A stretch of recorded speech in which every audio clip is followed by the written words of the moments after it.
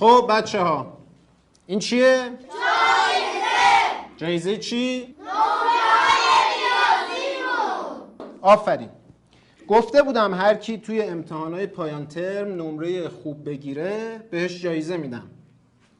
اما همتون منو غافلگیر کردید و نمره‌های خوب آوردید. حالا این شما اینو این یه جایزه. چیکار باید بکنیم؟ قرعه کشی میکنیم. اسم هر کی در اومد جایزه رو میدیم به اون. موافقین؟ بله. پس بیاین اسماتون رو این برگه ها بنویسین، بعد بندازید توی این ظرف تا قرعه کشی کنیم.